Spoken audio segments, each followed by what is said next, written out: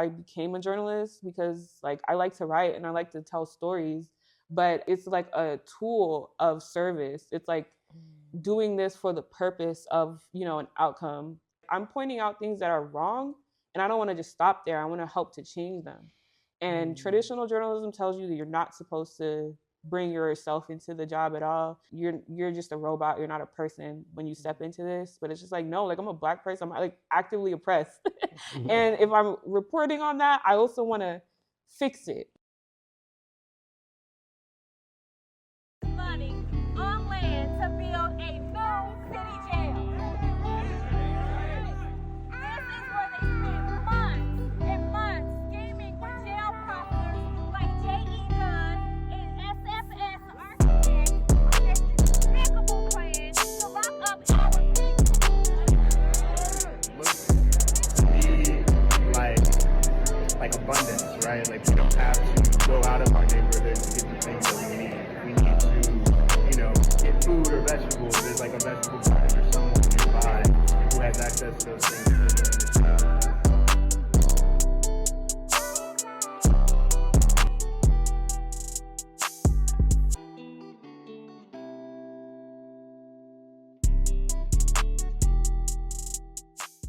Hey y'all, welcome to We Keep Us Safe podcast. My name is P. Marie, and I am one of your co-hosts. Most definitely. And I'm Haru Amin Ra. I'm the other co-host. And this morning, we got a very special guest, our dear friend, Mili Mansaray. Yes. Hi, everybody. I'm so happy to be here today. Most definitely. Yes. Finally got you here. I know. It's been in the making for some time. Yes, it It has. Yeah. It has. Life be life. That it does. Yeah. I remember when I first met you, you did my very first interview. Yeah, at that decarcerate rally Yep. for the public safety sales tax. Yep.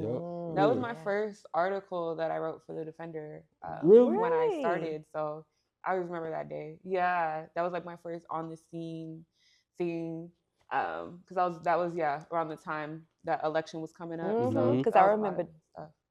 doing one with you, or we just had a conversation Yeah. about some of the insight around it. Yeah. No, yeah, details. y'all did so much like educational like programming and stuff. Like just going to your rallies and like following you guys. I learned a lot about that sales tax. Yeah.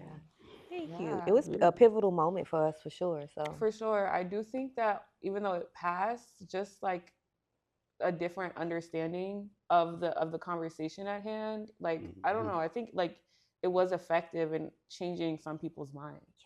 It was. Yeah. I think it created a lot of opposition too for where we are now with this temporary jail, and running the No New Jail campaign. Yeah. Because there's still a lot of public safety sales tax talk around that. So now people are more informed and ready to help us create that opposition. So Exactly. yeah, for sure. Yeah. All right. Well, we won't labor. We'll get right into this interview and start with the questions. Before we get into work, right? I want our audience to get to know Mili, right? Okay. Can you share a little about your background and what shaped you? Yeah. And who you are today? Yeah, for sure. So, of course, my name is Mili. Let's start with the basics.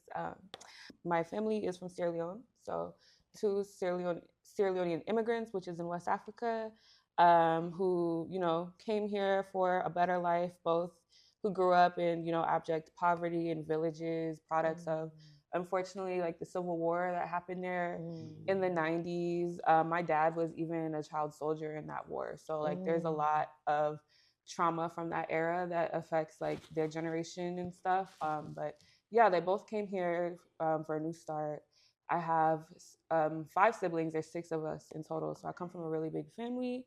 I was born in Philadelphia and kind of like moved a bunch of different places, but my family ended up settling down in Columbia, South Carolina when I was like 6 or 7. So that's where I grew up in the deep South. Okay. And yeah, growing up a Black woman, like a poor Black person, a product of like African immigrants in that region, it does really like already push you in the margins. And I just grew up kind of so just being used to marginalized in a lot of ways. Like the schools that I went to were, of course, white, predominantly white. Columbia is very, very segregated, similarly to Kansas City, and it's like just the racism there is really like explicit in a lot of ways. So I grew up confronting that in a very explicit way with like my peers, like white students who like one example in high school, we found out that like a lot of the white kids and like the group chat that they had would refer to us as nigs, like when they were talking about it, because somebody sent a screenshot of a conversation. Mind you, that wasn't the point of why they sent the screenshot, but they were talking about the black kids, and they're like, yeah, the nigs are going crazy. And I'm like, so none of y'all see like that they're referring to us as like racial slur, like stuff like that. Very like just outwardly like anti-black sentiments. The cafeteria in my high school was referred to as the zoo, like because that's only black kids ate at the cafeteria. Everybody else brought their own lunch from home. But like if you ate the school lunch, which was like nasty public school slop, like like you only eating that because you have no other choice. I was eating it because I'm hungry. Right. And me and my friends would hang out in the cafeteria. It was always all black. And I mean, like fights would pop up off in there and stuff. Like it was like sometimes getting crazy, but we were just kids, And it's like to just kind of confront like that sort of discrimination, like outwardly, like the zoo, like are you like that's crazy. There's so many other like violent like languages and instances that I could like think of just from high school. I think one thing in terms of like my own just personal journey of like radicalization and like just a better understanding, I guess, of the world around me. Growing up around the time that I grew up, like I graduated 2016. So in that time when I was in high school, there was a lot of like awakening. I would think in like the public conscious, like Black Lives Matter was really kicking off. Of course, Trayvon Martin happened when I was in high school, Tamir Rice, like all of these things that like for, like Black kids my age really, really like pushed us forward in like our just, radicalization and whatnot. So I was very outspoken as, a kid about just like racism and all these other discriminations that I confronted in my everyday life and at my school. And me and my friends tried to start this club called YBE, standing for Young Black and Educated. And we did start it. And it was successful, but like the amount of backlash we received from just creating that space. Mind you, like we had like a ukulele club, like we had a club for like cheese, like most ridiculous stuff. Like you could have a club if you just decided that you wanted to. You just had to get a teacher to be, like your like point person to like host it in their room. And so when I pitched it to the principal, he was cool. He was like this old white guy. He was like, oh, I love African Americans or whatever. I was like, okay. But he was like, sure. So the club started and there was so much backlash from the student body, not just the white student body either. It was like students of color who would come to our meetings just to disrupt it and be like, why does this have to be for Black kids? Why can't it just be young and educated? What if you're not Black and you want to join the space? Mind you, this space was for Black people to decompress and to talk about, like the anti-Blackness we're confronting in our daily lives and the crazy stuff we're seeing in the news all the time. We were just explicit in the space being for us, and that was a problem. Even like the parent, what's it called? The parents that like the PTA. Yeah, the PTA. Like the students were getting their parents involved, trying to get the club shut down. It was a whole thing. And after I graduated, it was still a thing. Like there was a whole walkout during a Black History Month, like celebration or thing that the school was having.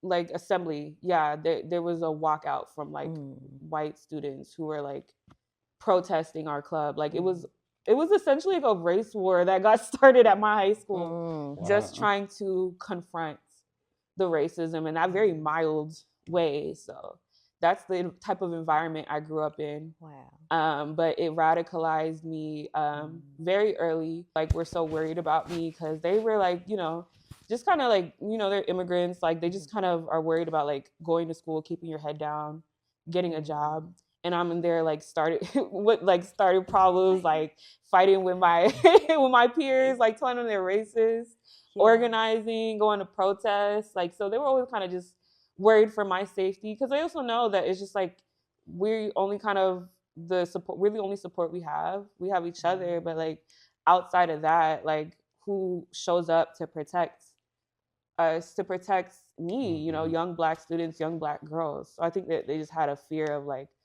something would happen to me and there wouldn't be many people there to protect me. But yeah, I've just always followed what is right to me. So That's beautiful. Where do you think that came from as far as the igniting in your voice? Because a lot of times we don't find our voice, right? yeah, And to, you know, be radicalized and, you know, stand up for ourselves. So yeah. I do feel like to a certain degree, it's just like inherent to me. Like, I think I'm a person who's like always just like refused to be stifled because, yeah, like again, in the culture of my parents, for example, it's like, and this is just a Black people thing. It's like, as a kid, you don't talk back. You know, you don't ask Right. questions. Like I used to get in trouble all the time for just asking the question why. Like my Yes. mom, like she'd be about to snatch my mouth. I used to get in so much trouble. Yes. But I could never just be told something, not understand it, and then do it. Like that's never been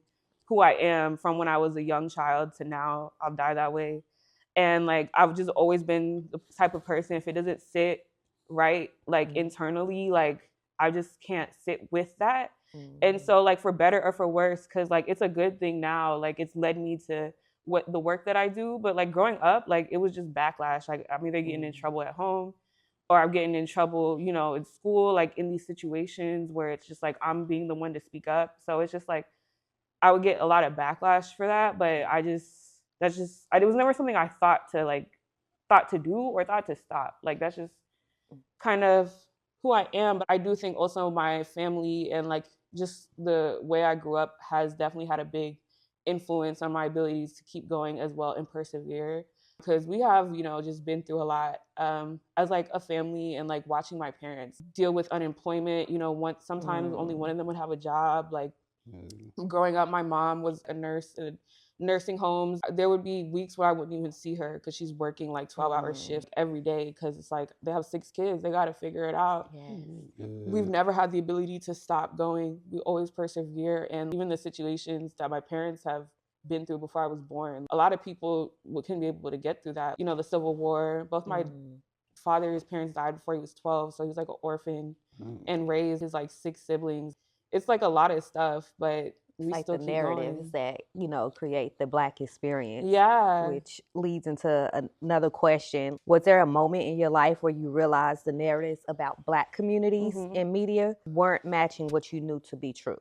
There's so many moments, but I think I will definitely again go back to Trayvon Martin, because that was just such a big awakening moment for us as a community. And I know for my generation, like growing up in, I might have been 8th or 9th grade when that happened. As a Black community, I was just hearing all these things of like people trying to defend why this child was shot and killed. Like, well, he was a thug. He was doing all this stuff. And there was like some Black people I would hear say stuff like that too. Back at that time, I don't think like our collective conscience was as, you know, we've come a long way. Yeah. And honestly, maybe that's some stuff I had to unlearn too, because that's that type of anti-Blackness, when you grow up hearing it and you're always told there's a reason why like somebody is hurting you, like there's something you did. I feel like even growing up, I was just like, well, I wish he didn't post stuff like that. Like I wish he didn't do stuff like that. But that never made me feel like he deserved to get shot.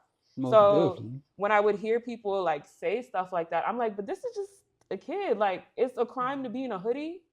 Like, you know, like hearing people say, well, he was a gangbanger and look at the way he was dressed. How would, you know, how is he not supposed to think that? It's like he had a pack of Skittles in his hand. Like this is just a kid. Something like that, just hearing the news, the adults around you, people you're going to school with telling you these are the reasons why he deserved to die. I'm just like, dang, y'all really hate Black people. That's the propaganda they push out there to dehumanize us. Yeah. So when they act out and do things like that against us, they come up with all type of excuses. Well, he was this. Well, he was that. Well, he shouldn't have. No.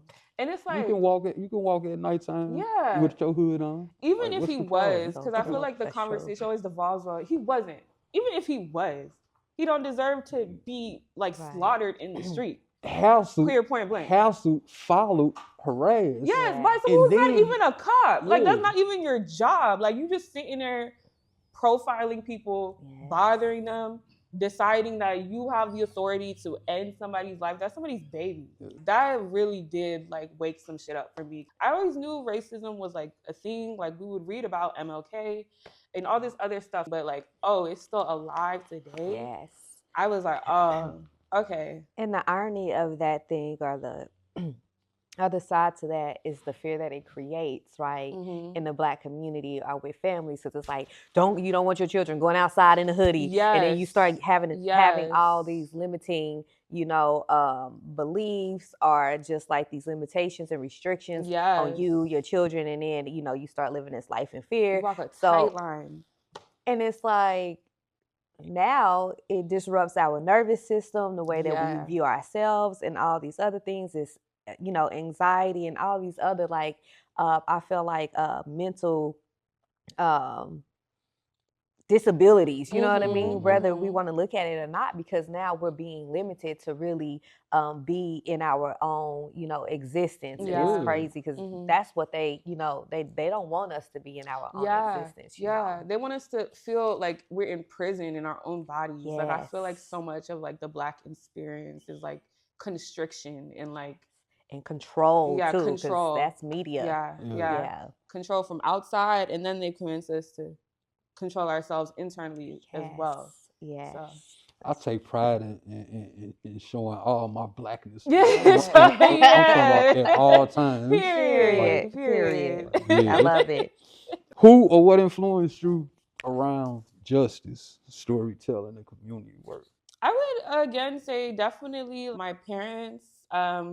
I feel like the community I grew up in, like, was always centered in taking care of each other. In the Sierra Leone immigrant community, you send money to your family. Like, back you home. work, you send money back home. My mom is always sending money. There's so many family members, she pays their rent. She, makes sure their kids go to school. She makes sure that they have clothes on their back and that they eat. If it wasn't for her, they wouldn't have those things. You send money, like my grandma is like kind of like the matriarch. So a lot of different people in my family send money to my grandma on like a monthly basis so that she can collect it and then disperse it amongst people as well who need it. Yeah, that's like it's kind of, the system is basically built that like people depend on like family members who have some sort of means to survive. And it comes with a lot of problems. But that's just kind of like the only option, at least in the way the world exists right now. When you're someone's real only way out, you figure it out. So growing up has always been community minded. Just watching my parents use so much of their time and resources for other people before they figured out what they were going to do to feed themselves and their kids, just kind of like second nature. So growing up, I'm just like, that's what I know. And then my dad is a poet and a writer. So he's just always been like that. Like, he loves storytelling. Growing up, he would like always come up with stories and songs to like sing to us as kids and stuff. Beautiful. So I think I got that from him as well. But there are a lot of adults in my life, people I'm probably not even thinking of right now, that I just like watching them growing up and just seeing them. It'd be second nature for them to like take care of the people around them and just make sure. I think it's like Black people, like too, as a collective. We always take care of each other. We don't even like think about it. It's not a conversation. It's just like, are you good? Even in some jobs that I've worked, I've seen Black women who like hate each other, make sure that at the very least in that space, we're all good. Like, I'm about to go get some food. What should I order for everybody? Y'all want some? Did y'all eat today?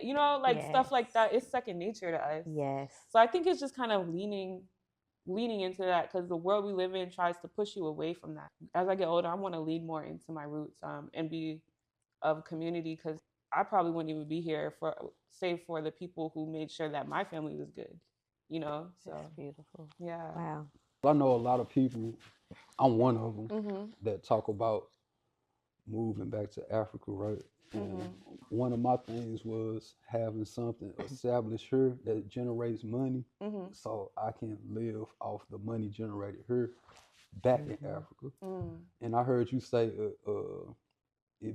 sometimes it comes with difficulties. Can you like unpack what difficulties come with it? Yeah, I mean, there's a lot. People who have like never been to America can only really assess what it's like from like an idea of, like they have an idea of like we're just swimming in money and resources, because in a lot of African countries, and I don't want to speak for the whole continent, but I know a lot of them share this problem of like really terrible corruption to the point where there's no opportunity. Like in Sierra Leone, like there are no jobs. And if they are jobs, they're like outsourced to either like people who are already in government and have privilege or like people who aren't from the country. So people who are like grow up, they go to school, they do all this to not really have anything to do after they graduate college. So like they just become dependent on people who are able to leave to survive. And of course it's not their fault, but when they just assume you have money that you don't, you know, it's like calling you all the time. I deleted WhatsApp on my phone because my one cousin, and she's a kid, so it's like I don't try to be too mad at her, but it's annoying. She would call me like multiple times a day, every day. Sometimes because of the time difference, it'd be like 3 a.m., 4 a.m. It's just like, I'm about to block you. Stop calling my phone. Like, and it's just like, you know, there's no way to get money. So if you need it, they're gonna go to you for it. Right. And it's just like, okay, I can give you money for things you need, food, school, whatever. But I also can't always give you money for things that is just like you prefer to have, but you don't necessarily need, because I'm not swimming in money. And it's frustrating too when it's just like you are their only source of income and they make decisions that affect you. Like some people that my mom helped support, for example, her brother's kids and their mom, she went and had another kid with him, even though her brother doesn't help take care of the kids. I'm sitting here paying for your kids to go to school, have food, all this stuff. And now you just had another kid. You just gave me another responsibility. Yeah. And it's like, that's not something you thought about. You didn't think about the impact it has on me, because that's really me doing that work financially. That's my responsibility. You just gave me. And if I tell you no, how about, look, if you're going to keep having kids, I'm not going to keep supporting you. You're going to get mad. And you're going to be like, you would starve my children. You know, stuff like that is like, it becomes so messy so quick. There are some family members my parents haven't spoke to in years just because they know they're calling for money and they don't have it. And there's like a guilt that comes with not being able to help somebody who needs it. So it's a lot of like interpersonal tension. Unfortunately, when money defines the relationship, that's the only thing the relationship is about. Us as people connecting doesn't matter as much, especially for me, because they grew up with a lot of these people, so they still have a close relationship. But I feel like for me, I'm definitely just a piggy bank to some people. And I'm okay with that because I do have more privileges, but it's still annoying sometimes. It's just like, girl, you know you don't care. Like, you calling me pretending to care about, you know, what I got going on, but I already told you you don't remember because you don't care. Like, you just want money. It's hard to have that responsibility so young. Because I'm like, I don't got kids, but I feel like I need to make money because I have people to support. Wow. So, yeah, I know I had to stay low on that because it's almost like an art. And I seen something, but it said niggas is art. You know, like, and just thinking of how we manage to take care, how we manage to live and survive off what we have, and still, you know, pour from this picture of art and make it more beautiful. And, you know, we see just like even the imperfections in the art, but we still create it, and it's just this masterpiece. I think that's beautiful because it still shows how we've taken our challenges, our struggles, and still made art. We're still giving life to things, you know. So thank you for sharing that. That's beautiful. I love that quote. Thank you for sharing that, because I love it. I think I got tears over here because that, I mean, because even in the Black experience here, we've been taught to give, and take care and do all these things. And it's like, you know, to what capacity though do we give and take it, you know, for our own selves? And so that's also something that I'm learning to create boundaries in. And I think that a lot of times that we don't know boundaries because of historically, right? We've never had the maybe the ability to create boundaries, and we're still searching for that boundary set. And when we do, we become like we're almost kind of, we get victimized for taking care of ourselves. You're the bad guy when you tell somebody no, because you gotta pour into you first. And so, you know, really defining that line as well, I think is really important, because we have to like learn to, we're either going to be giraffes or we're going to be frogs, right? And the analogy is like, if you're a giraffe, you can't keep coming down there to the frog because you know you gonna start getting arthritis. You gonna start having all these issues. You coming down instead of going up. And so it's like as are you willing to come up with me? If it's something that I gotta keep coming down to, then it's not even good for my nervous system, for my health, for my well-being. And I think as also a people, we also have to learn that as well. Exactly. Because some people, you can lead a horse to water, but you can't make it drink. Mm-hmm. So what are we doing here? Exactly. So, I love that. Can you explain to us the Kansas City Defender, the start of it, and how it came to life? So I wasn't actually there during when it started, but I do know about the story. Of course, it was born out of the 2020 George Floyd uprising. Mm-hmm. Our founder and executive editor, Ryan Sorrell, as well as our director of audience, JT, were really vested in the community. They were showing up to the and leading, I believe, the rallies at I think the plaza and other places that were taking place. I know it was kind of born out of that collective of youth, like Black youth. Black Rainbow was the organization that existed at the time. I had an internship at the Kansas City Beacon in 2020, but I wasn't living here. Mm-hmm. So I already knew about Black Rainbow and a lot of the stuff, but I didn't know the people that I was gonna end up working with years later. But I had already heard of that organization because they were just doing a lot of work and really, really just on the ground at that time. Mm-hmm. And there was a momentum around Black youth and just youth in Kansas City that really wanted it to be vested, changing KC and, the world around them, making it more fair, more just, fighting anti-Blackness and all these other forms of oppression. So I believe that just led to the birth of the Kansas City Defender as radical media and narratives being really vital in, just fighting the good fight. Where is that Black radical narrative? There's always been that legacy, of course. There's the Chicago Defender, which we are in that legacy of directly.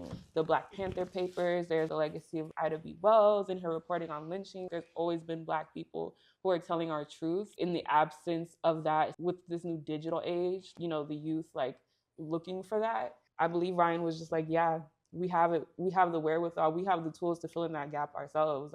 We're already organizing. And so it was just born from that. And it has been 2026. So it's been, 6 years of the Defender. And I came on last year. I knew about the Defender basically since I got to Kansas City in 2022. This is the best job ever. Beautiful. I love it. Beautiful. Yeah. So do you know why it was created? What was the purpose of Kansas City Defender? I think the purpose was just to tell Black truth in a way that weren't before, because media is such a indoctrinating or unlearning, dedoctrinating, whatever the word would be, a people. Traditional news in America, it's just another leg of the institution, and it manufactures consent for these systems that keep us oppressed. For example, the genocide in Gaza, how it's pitched in most mainstream medias is this two-sided war.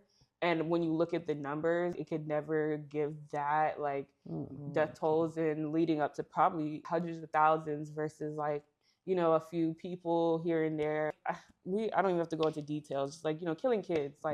Come on, we all have to have a bottom line, right? This is wrong. Yeah. And you see how mainstream media, and that's just one example, manufactures people's consent into thinking about it as not a clearly black and white, right and wrong type of thing, but a two-sided, well, it's clearly they're both wrong, or the Palestinians are more wrong. We can bring it back to our community too, because outside of global issues, Black community here in America has always been victimized and attacked by mainstream media. And again, we can talk about Trayvon Martin, Tamir Rice, the ways even they publicize this news with using mugshots or images that convey a very specific messaging. I mean, there's so many examples. So it's just such a necessity for Black people not to just partake in white, quote unquote, traditional news in the sense of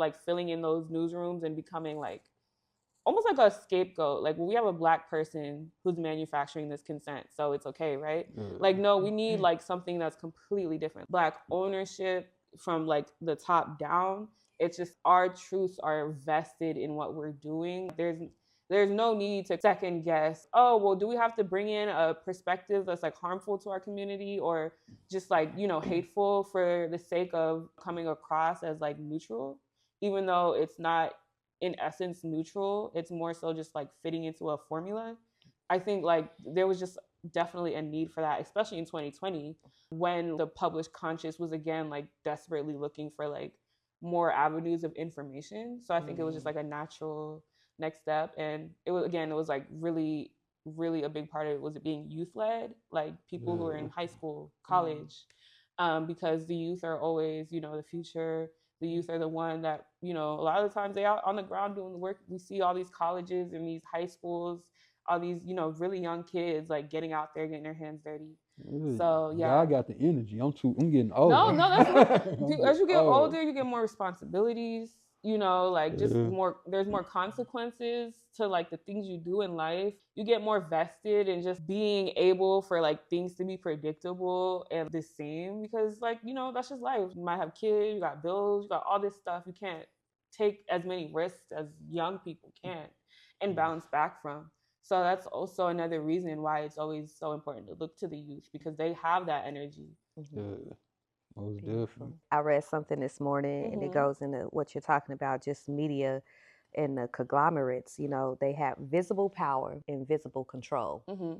And, the power is visible that they have in telling these stories, but you don't see the control that they're doing because it's invisible. And as you were narrating and giving us, that depiction of just the narrative of media, it made sense into that little saying that I read this morning. And it's just like people don't realize the control that media is operating in the background. Yeah. I think people just see the things that journalists produce as like a product of this infallible, like subjective, it's neutral, it's all these things. One, there's no such thing as objectivity. There can always be a middle ground, but objectivity in essence is not possible with humans. We all have subjective experiences, and everything in a newsroom is a choice. The headlines you make, the stories that you choose to do versus the stories you choose to not do. There's a reason for that.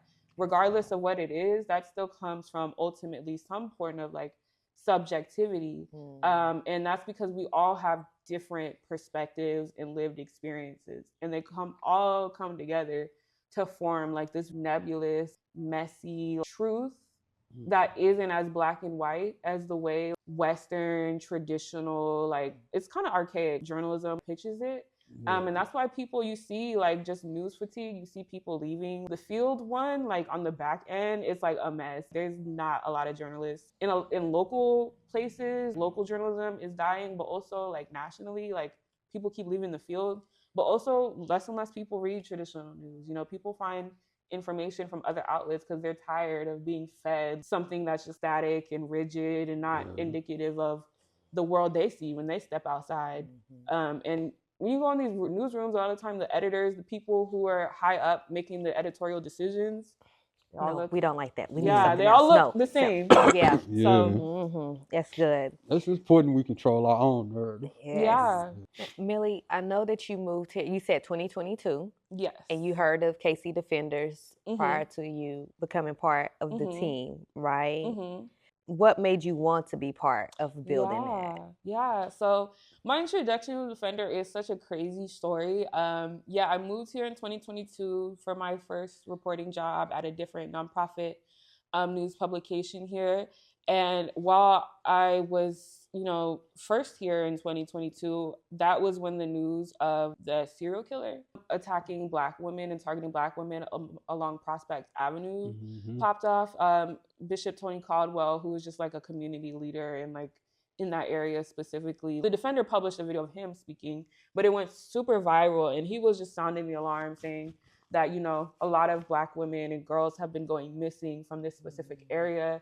We're the ones on the ground doing the canvassing, connecting with families, going door to door, like looking for these girls. It's like a crazy kind of like rate.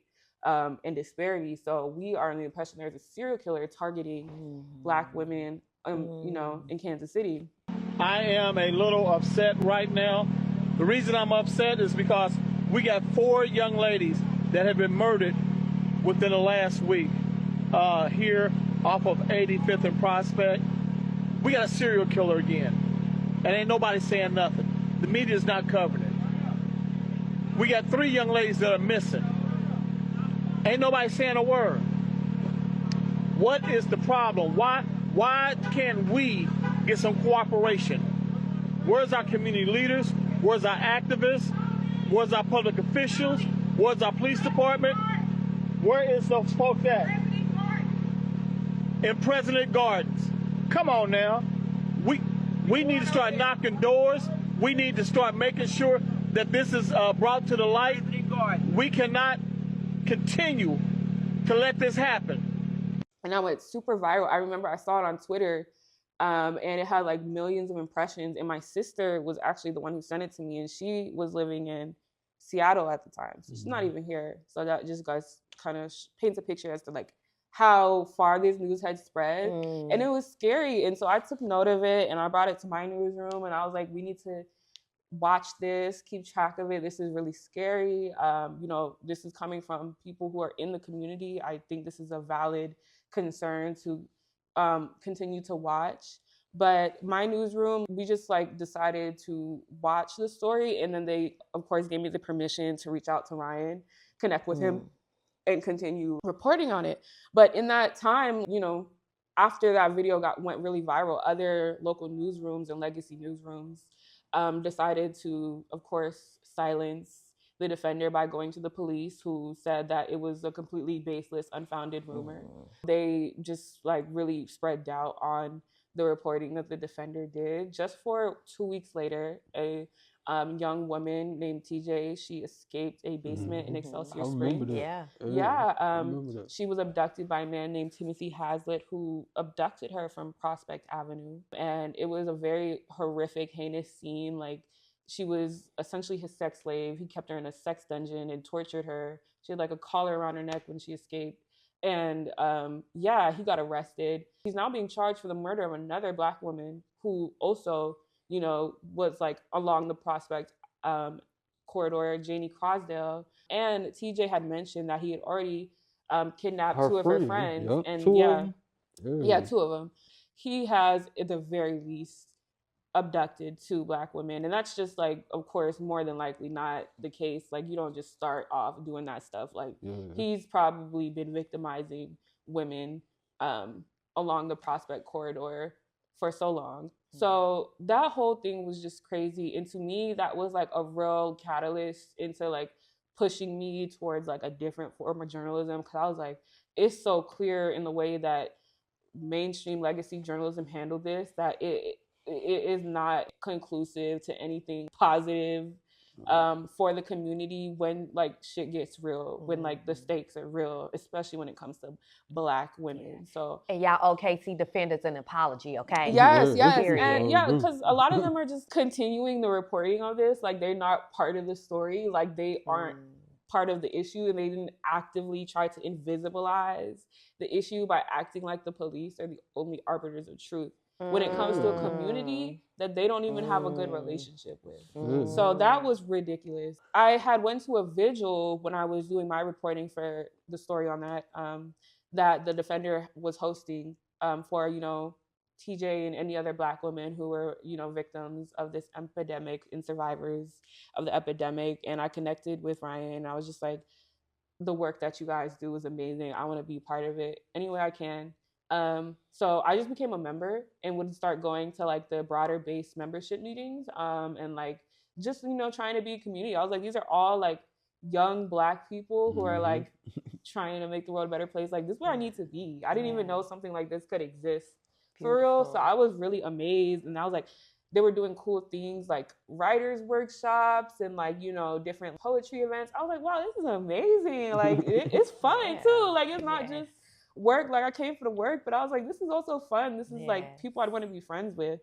So I just kept showing up and, you know, meeting people and keeping connection. There was a point where eventually I was like, yeah, I would work for y'all. Like, you guys do journalism too. Like, this is the sort of journalism that I've always wanted to do, but didn't think was possible because in my, like more traditional training, like the stuff that the Defender does in other newsrooms, they would shudder at the idea. They're like, advocacy, ew, what? No, never. Yeah. We're just supposed to highlight an issue and then move on. Like, we're not supposed to help fix it. Yeah. So yeah, I was like, nah, this is like action. This is journalism. This is work. This is reporting in action. This is what I want to do.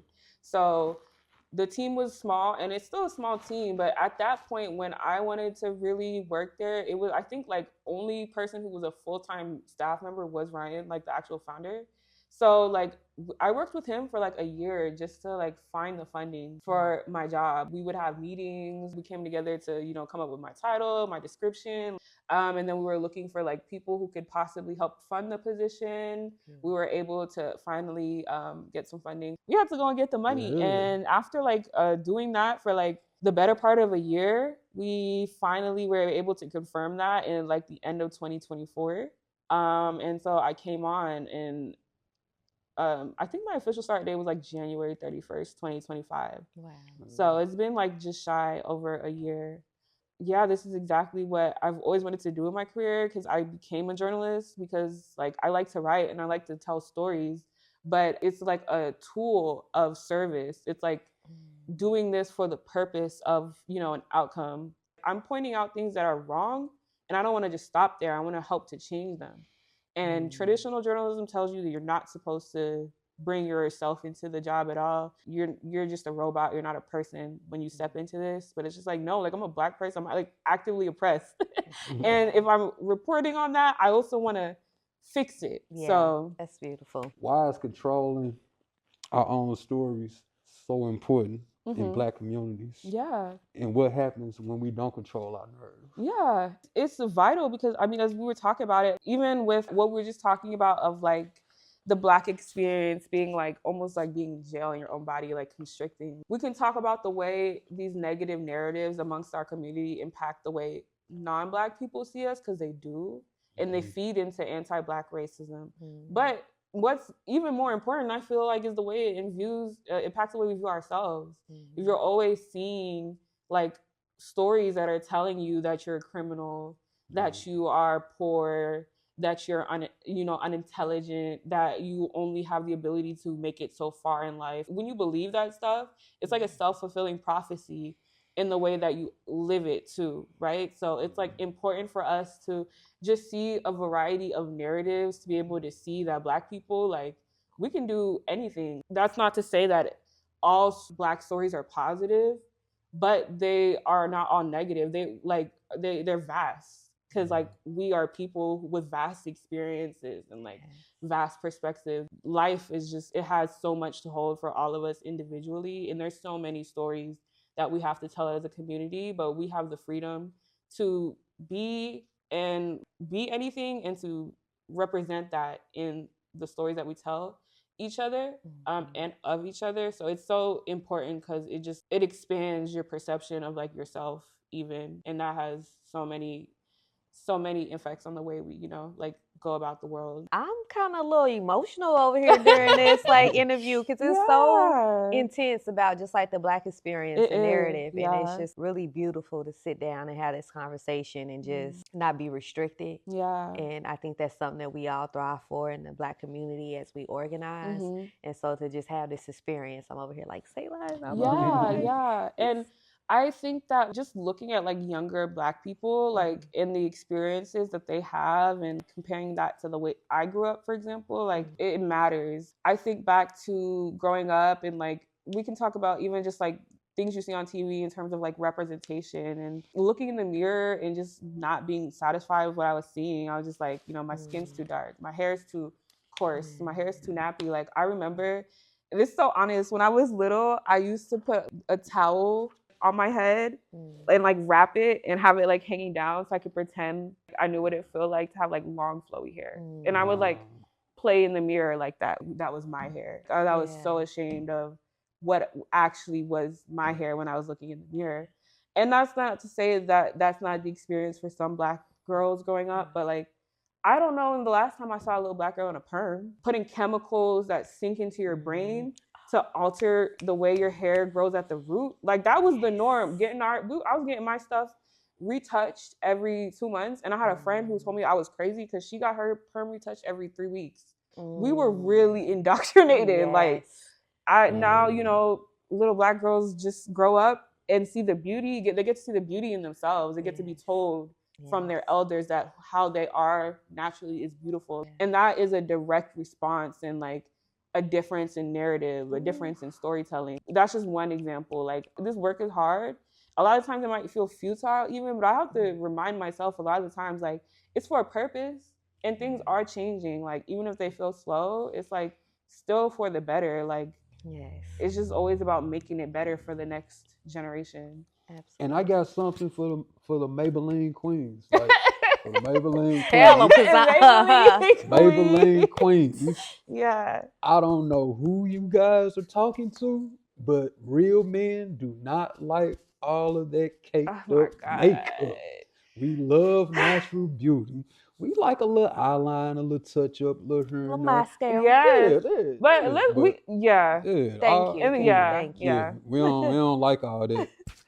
Look like you about to play on the Tyler Perry show. Oh my God. Yeah. I Look like a mean, I Tyler don't know, Perry. like, cause you can like makeup too, but I definitely understand. Like, I like makeup. Yeah. But I don't want makeup every day. Don't change your identity. Yeah. Don't You not have know to who be. you I are. think you have to be comfortable before when it comes to any Absolutely. enhancements. Cause I like to get my makeup done. I like to get my hair done, my nails done, but cool. I have to like what I look like before I add anything else on. Right. Otherwise, you start to overly identify with the stuff that's not you.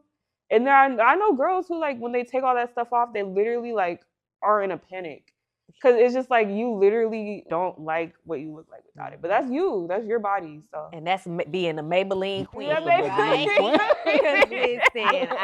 we a Maybelline. Yeah. For real. That's I don't really like no good. Maybelline queen. Yeah. Not at all.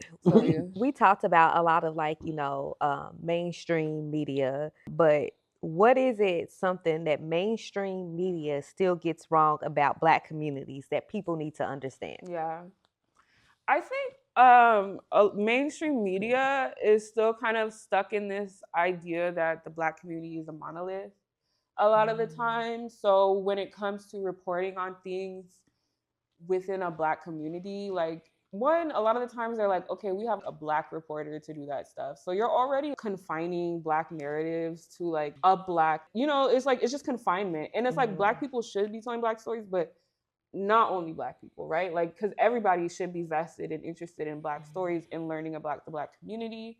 But also, it's just outside of that, the reporting on the actual Black community, a lot of the times they'll go to like 1 or 2 people who are supposed to serve as like a point person. The Black community feels this way. Here's a quote from this person who is Black, and now they're representing the entirety of the Black community. But there's so much nuance within the conversations that we have as a community, so many different perspectives and so many different places that we're coming from that I think that only serves to restrict understanding versus better it when you just treat our community as a monolith, because there's so many different intersections, identities, perspectives. We are not a monolith, and you're not giving someone an accurate representation of Blackness when you portray it that way. And we are not all criminals. No. Prisoners and uneducated, because I think that's the like biggest narrative in gangbanging, right? I mean, yeah, like when you do quote unquote crime reporting and you're just kind of only seeing Black faces fill up that sort of news, then you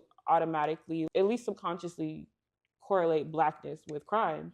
When we know it's not only Black people who commit crimes, and even like when we talk about crimes, a lot of them are of course like crimes of survival. Are we talking about murder? Are we talking about stealing a bag of chips? You know what I'm saying? Right. So there's a lot of different things that go into that. There's a lot of things that traditional news and institutional news can do better when it comes to Black communities. Y'all work in media philosophy. The Defender is often described as a unapologetically Black media. What does that look like when y'all report real stories? It looks like not having to defend why a story is important because it's Black, right? Like, of course, when you're deciding a story, you have to defend why it's vital to tell in this time when there's a plethora of stories you can be telling. So you want to always make sure it's a good story, regardless what it's about. But like, having been in a newsroom that's not Black, I have to make a case. Like, even with the missing women's thing, I have to make the case to these non-Black people why this community sound off of the serial killer is important, even though it's like not a confirmed, like news, of course, to a certain extent, I understand, like, you're liable for anything that you publish. So you have to make sure if you publish it, you want to be 100% sure. But a lot of the times there can be restrictions, like, again, in this instance of the missing Black women, where it turned out to be true. And had it been reported before the confirmation, at least in the sense of, we don't even know if it's true, but it's still a valid concern. Right. There could have been something, who knows if it could have stopped him from abducting TJ, Right. But there's so many limitations in the way that, like, traditional news does things like that. But at the Defender, it's like, that's already out the way. I don't have to tell you why Black girls going missing is important. Like, we already know. It's important. Now let's talk about the story. What are we going to do? Who are we going to talk to? How can we confirm this? How can we confirm this without falling on the police? Stuff like that. Like, I remember when I first got to, because I started a Defender like right at the beginning of February. It was Black History Month.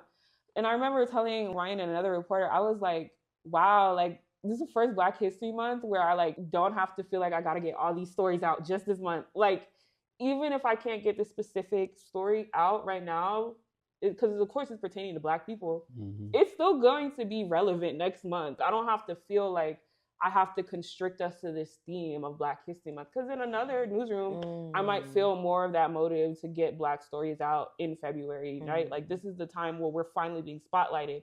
Let me take advantage of this. No, our shit matters every day of the year. Every day. So that's definitely like a difference too. How do you all decide what stories deserve attention when it's so many issues that are affecting our community? Yeah, it's a really, really hard thing to do, especially in this day and age where it's just like there's some wild shit popping off every day. Like, our editorial chat, we're just sending each other like different headlines that we see throughout the day. Like, Trump just did this, Iran this, that, and the third. ICE this, Palestine this. Trump just kidnapped the president of freaking Venezuela. I'm like, what? Like, is this crazy? Like, it's so, but we're all only people, and our team is small, so our capacity is limited, right? So when we're just coming from the space of what can we do with the resources and the time that we have, that's one. Also, like, what's super local to us. At the end of the day, we are the Kansas City Defender. So, like, we always start with that frame of Black Kansas City first. Like, how can this story, like, fit into the narrative here? If it's already not, or if it is already big in the narrative here, like with like a lot of the ICE stuff, like them trying to build core civic in Leavenworth and all that stuff. Like, that's already a given because it's like impacting our community. These are our neighbors that they want to think that they can come and, harass. So stuff like that. Is it like local? Is it Black?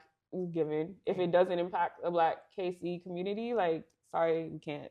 Because sometimes people will pitch us stories, and I'm like, this is a good story, but it don't have nothing to do with Black people. Send it over there. Yeah, I will literally, sometimes I'll send them to my old job, because I'm like, they might actually really like this, but we can't do it, like, is this Black? Does it impact us? Is it actionable too? Like, right now, especially, we have been having conversations around like stories that either are solutions oriented. So, if we're highlighting things that are like a problem, it's like, here's how you can address it. Or things that are a little bit more joyful, because, the news is just really, it's hard, and it inundates you with like, just like anxiety all of the time. So it's like, how can we get a little bit more joy in there? But at the end of the day, we also got to be realistic about the time we're in. We don't want to infantilize people to the point where they become like hands off, right? So we still, of course, have to prioritize like the real stuff too. And yeah, with that, it's just who has the time this week to take this? If you don't, like, maybe we can we work with a lot of other community like reporters. Like, we'll get people who will contract with us or like freelance as well. We just had a story written about the data centers that are being built. Independence. Yeah, by Cody Boston. They helped to just publish something on our website about these AI data centers and stuff, because it's just like our team is kind of right now this week like at capacity with stories. But there's like a plethora of important stories to tell. So we just start with, how does this impact Black KC? Is this like really like immediate? There's certain things we've stopped, other stuff we're doing to get on top of, like when they had first talked about stopping all the what is it called? Food stamps, but like there's a real word EBT, for it. EBT, what's it called? SNAP. SNAP. Yes. Yeah, SNAP benefits. I didn't want to just say food stamps because I was like, there's a real word for it. But when that was a big thing, like we immediately. On Black media. Hey, come on now. Y'all take food stamps. No, for real. We like got on that immediately because it's just like, especially in like late last year when we were still under the impression that it was gonna like completely stop. And it still might, who knows what Trump has under his sleeve, but like we immediately organized our Hamer free food program where we like partnered with Black farmers throughout the metro. That was dope right there. We were in the field literally like, pulling out roots and planting stuff to grow produce to then weeks later deliver to Black people in this area where Sunfresh, a grocery store, did just shut down. So there was also like that food apartheid and that, like absence of like actual food like resources there. So we immediately got on top of that. We did a town hall with a bunch of farmers and we did some reporting on that immediately as well. So it's like we are here to respond to what people need most. Hierarchy of needs, like y'all gotta eat, you need clothing, you need to be able to have a place to sleep at night. So that's like a lot of the stuff So y'all not only do media, y'all got a strong presence in the community. Yeah, and thank you for asking that because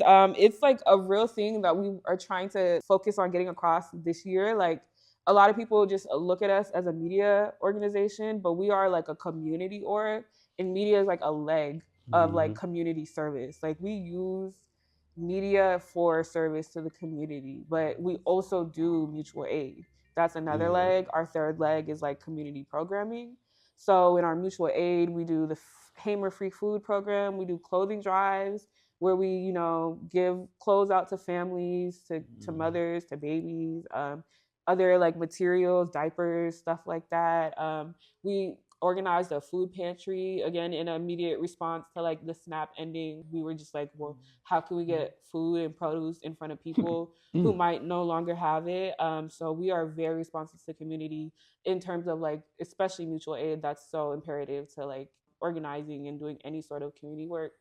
And then we also have our community programming, which is ran by our arts and culture department, because we believe in working hard and playing hard. Honestly, work hard to play harder. Like we also are very intentional about having space for like joy. Like we do our in arts and culture, we have cabarets where we have local artists come and perform, open mic nights. We just had a Black History Month. Open mic nights. Yeah, I need to get invited to open mic nights. Yes, we need you on this mic. We have open mics. We just had a Black History Month centennial like showcase where we had a bunch of artists perform. We had vendors. We had political education. This stuff is exhausting. Like you need respite. You need the ability to just be amongst community and like experience joy and have fun. And so it's for that purpose, but it also is for the purpose of refueling us as well, because we can't always do this hard work, just go to bed and wake up and get back in it. That drives people crazy. Like you have to have the ability to just like unwind, be a human, and just relate and enjoy each other's company. And it's like radical fun, radical, I love it. Radical community, radical togetherness. So that's what's up, man. We do a bunch of stuff. I love it. We have a lot in the works for this year. It's really exciting. What is it, March now? Like we've already, I'm trying to start from like the top of the year, but I think maybe it just might be easiest to go out of order and just do what I can remember at the moment. Like we just, of course, had the Black History Month showcase, which is really great. Getting to, put like our local artists in front of, an audience of their neighbors and community and stuff like that, and have vendors out there. And we had the KZ Fusion team, we had the kids going out there doing drill dancing and stuff. That was really, really fun. We are like planning some stuff right now for Melanin March, Women's History Month. Melanin Yeah, March. Black Women's Yes. History Month. So we are planning Love it. programming for that as well. We have our big Juneteenth cookout planning in the works. The last one was huge. Like we had like a basketball tournament. We had horses. Oh yeah. Yeah, We kicked it. We was at at Harris that port. Park. Harris Port. Yeah, we had horses for the kid. I mean, I was on a horse too. Like, so it was for everybody. We like was hot a that day. bouncy house. We had the grill out. So And y'all gave away some money for the basketball. yeah, tournament. it was like a Beautiful. tournament with money. We had we did the mutual aid too. There was like a building across the street. We were doing a clothing drive, Yup, so sure people was. go in and Yup. get some free clothes too. That's in the works. We are currently underway with our missing Black women's investigation. Me and my co-reporter Vaughn Harrison are like attending the trials for Hazlitt. His trial is this October 26th. So we've been attending the hearings,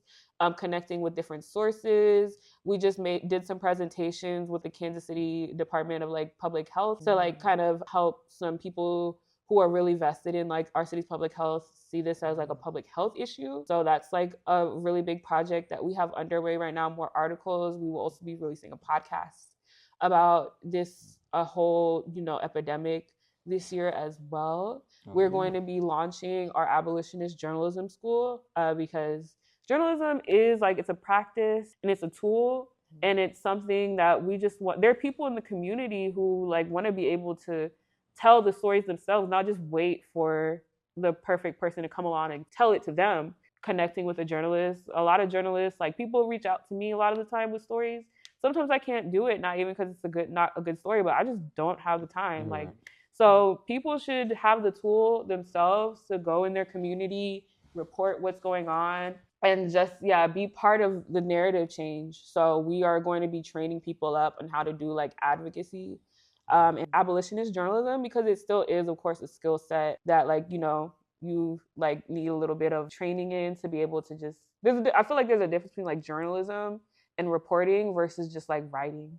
Because you have to be able to have a very specific way of seeing and getting to the truth, and also checking yourself in your own biases as well. So it's definitely important to kind of be able to train up in that a little, and we want to be able to just help the community get that experience and then be out and doing it themselves. So we have that coming up this year as well. We have the launch of our Radar magazine. That's another arts and culture thing. So we're gonna launch a magazine that highlights like some of the top creatives in our city. The theme is light bearer this year. So it's just like, what is your inner source of light? And then like you all are light bearers of our city. You all like bring like your own self, like your artistic expression and your individualism to our collective cultural output. You're all light bearers. So that's like a big thing we're working on.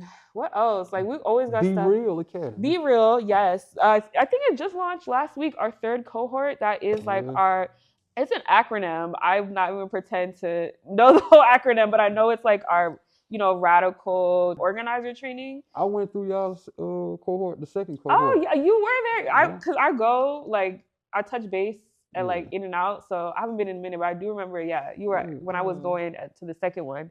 And that's great. I was talking to Melissa, who is our director of our Be Real Academy, and this cohort is like really youth-based. The beautiful thing about our Be Real is intergenerational. So at the first one, our oldest member was like in their 80s. Our youngest member was like 11. 11? Yeah, and like we've been really trying to focus on getting more and more youth in there, just because, of course, the youth of the future. And I think in this third iteration, Melissa was saying a lot of high schoolers and like kids and their parents, which is beautiful. If you can, the whole family, help them like move along in their, political learnings and unlearnings, like that's multiple generations at once. So that has kicked off the third cohort, and that's going great as well. Yeah. Beautiful. On the Be Real though, what is some of the conversations? Yeah. So the point of Be Real is to just like train up people to like be organizers and organize more confidently in their community. So like we talk about, of course, important historical tenets of just like fighting, the good fight, especially as Black people. So we do like Black radical history, and we talk about like, key figures in that. We do a lot of Black radical media history as well. And we'll like analyze just kind of like the traditional of Black radical media and like why it exists in comparison to like, you know, traditional media that has existed, and like the differences and like why we need our own media. Each Be Real is tailored to like the time because things are shifting so quickly. Like we do current events and we'll base it in that. Like at the last one I went to, we had an ICE training where some people from AIR, they're of course a local advocacy group for like immigrants.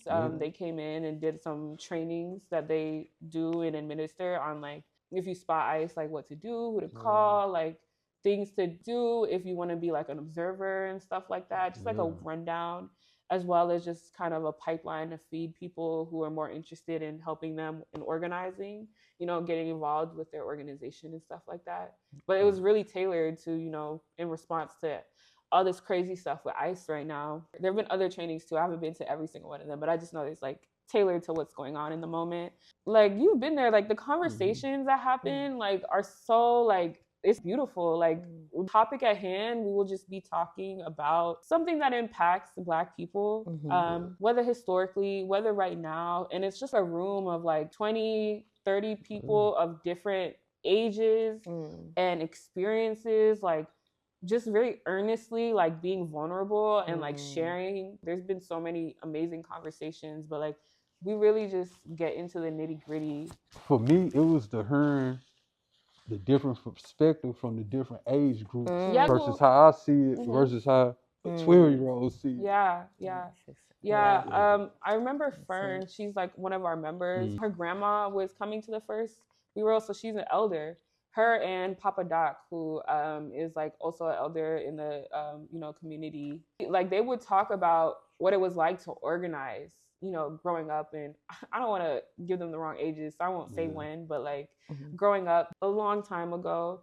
Because some of them, like they were organizing along Black Panthers. I think not Papa Doc, but what is his name? I'm blanking. He knew Ashada Shakur though. And yeah, Baba Dean. I'm calling him Papa Doc, and that's like a Haitian dictator. Like that's I gave him the wrong name. Baba Dean. Baba Dean. From yes. So yeah, he like they would just give perspectives of what it was like to organize when they were our ages, and they would say things like, you know, we didn't think that we'd be still having these conversations now. Things that really just put things into perspective of like this is all tradition. Like what we're doing is a legacy of work that our elders did and put in. And one day we'll be the elders who are doing similar things, saying, you know, we wanted this to end with our generation, but it might not, but we're still doing the work regardless. So it was beautiful. It is beautiful. Beautiful. So what advice would you give to young people who want to get into journalism, storytelling, or building their own media platforms? Yeah, I would say one, you definitely want to just, it's a lot of self-work, understanding, one, why do you want to do it? You know, like for what? There's a lot of different reasons people choose to do journalism. I would assume money isn't one of them, because you, especially like community or local journalism, even at big publications, like it's not necessarily the most lucrative career a lot of the times. But if you care about like affecting the world that you live in, like seeing a change, and like connecting with people around you, like that's an amazing reason, because it's exactly, you know, like why you would be doing it. So it's like, why are you doing it? And like being realistic of what you want out of it too, because it's a hard career and it's harder than people realize. A lot of people have perceptions of what it's like to do it, as we all do have ideas of what it's like to do anything, but you only know through like action, through actually doing it. Actually doing journalism is a lot harder than what it might seem, being in front of your computer and writing. Like it's way more that goes inside, especially like ethically. There's a lot of ethical considerations, and a lot of the time you are just the scapegoat for a lot of stuff. Like you will get a lot of backlash for things like a lot of times you can't even affect. Like that's just one of the downsides of this industry. Like you're a public figure, for example, so there are grievances that come with that. So if you know why you want to do this and you truly love it, then it's like rolls off your shoulder. But if you don't, you're probably gonna hate it, because it's like a lot of headache that comes with it a lot of the times, a lot of sleepless nights sometimes, and a lot of hard stories too emotionally. Like with this missing Black woman thing, like I am a Black woman, you know, like I could very well be a victim of something like this. And when I'm talking to people who have been victimized or their families, it's also just hard emotionally too. Like you get the weight of a lot of terrible stuff because for a lot of people, you're the only outlet. Like it's your job to sit and listen to people. And when you come to people who like oftentimes don't get listened to, they're so grateful and excited to unload things that they've never had the opportunity to. You have to carry that weight, and it can become a lot too. So you have to be mindful of your own boundaries, being mindful of being a person in a personal relationship, knowing how to connect with people, knowing how to really listen and understand, because you have an effect on this person. Like you're not just gonna come write about them and leave and be extractive. Like you are a person that will impact this other person's life. So you have to just carry that with like a lot of kind of like weight. There's a responsibility that you should honor with that. I would say it's important to connect with your peers because journalism is changing really quickly. And so a lot of the things that older journalists are more used to might not continue to be the norm. You don't want to just be in a place where you're like confused as to what you should expect. Like you should have a really internal locus of control in terms of like what you believe to be right and what you want to do with your career, because externally things are shifting a lot. But at the same time, it's really vital to connect with somebody who is also a little more seasoned, because there are certain things that they've been through that they can really like help you. Like I had a mentor. I was part of the CHIPS Quinn program, mentorship program last year. They're like based in Sacramento through like the journalism funding partners. And they were just giving like young early career journalists mentors. And I remember like when I was writing my essay to apply for the thing, I was literally like, I'm about to leave this industry. I need somebody to help me out. Like, I don't know what to do. I don't know what's up, what's down. Like, is it the problem with me or is it the problem with the way I'm doing the work? To have that cushion of somebody who can give you guidance is really important, especially if you're like, you know, again, marginalized in any way. Like if you're not like a white man, it'd be nice to have like a mentor who can speak to what it's like to be like a Black woman in journalism, or like a queer person in journalism, or whatever. And just always keep an open mind. Be open. You have to be open to shifting your perspective, to knowing that you don't know everything, to knowing that you'll learn more as you continue to uncover things. So always be malleable and open-minded while still having a very strong internal sense of self, because people will also try and use you a lot of the times as a like piece of like their ploy. Like, I got this journalist in my back pocket. I'm about to feed them this stuff to, you know, get this thing that I want. Like, you know, you can't be willing to be used by people. You have to know what you came to do. So I would say I'm just chatting now. I'll leave it at that. So, in closing, for people listening who believe in your work, how can they support and get involved with the Kansas City Defender? So you can follow us at Kansas City Defender on Instagram. We have a really strong social media presence, and we are working on growing it more. So our social media is like beefing up a lot right now. This is a good time to follow us. You can also go to our website, kansascitydefender.com. Subscribe to our newsletter, please. Right. You can do that once you go to the website. The pop-up will come where you can just put in your email, where we can send updates, you know, calendars of like what we've got going on. So you can just be in the know. So we always got something going on. So it's important to follow us in some capacity to be in the know. My personal information, I'm Mili, Mili Mansa, Mansa on Instagram. Mili Mansaray, so just that name, but my Mansaray on LinkedIn. I hate that website, but I do plan to. LinkedIn? Yeah, it's just people. I'll be on there. I don't get nothing out of it, but I'm just on there. I don't know. I'm not on there neither. It's a lot. I just use it to drive traffic back to the YouTube channel. No, and that's why I need to be doing too. I mean, like updating. And there are people who probably could use it to just like be updated on what we got going on. So that's why I want to get back on it, because I was only using it when I was looking for a job. That's why I like had a bad relationship with it. But yeah, you can follow me there on LinkedIn. The KC Defender is also on LinkedIn. Look out for my Substack. I'm gonna make one soon. Yeah. You making what? A Substack. It's like a website where people just kind of, it's like more personal essays and blogging and stuff. Okay. But a lot of the stuff that we talked about today, I will be like writing about. So And so you guys accept giving, donations, and all that? Yes, okay, definitely. We are a nonprofit model as well, so those really help out. There's so much that we do and so much that we want to be able to do, but we can't do because limitations in capacity, in staffing, in funding. So, in this time, every dollar counts. So you're gonna drop the bag. Yes. Drop it. If you have it, anything to donate, any little extra, we greatly appreciate it. And it goes directly into the community, like Most directly. Well, thank you, Mili, so much Thank for you coming and joining us Yes. today on We Keep Us Safe. We appreciate that. I knew this my was God, gonna be a thank good you. one. Yeah. Yes, no. knew When I this saw one. those questions, I was like, okay, let me get my thinking cap on. You had it. You had it. You Yes. came Oh with my it. God, So thank you. Yes. All right. Yes, right, I y'all. appreciate it. All right, y'all. Thanks for joining us. Peace and power. We keep us safe. The movement. Kansas City Defenders. Mili. P. Marie. Bye. Peace.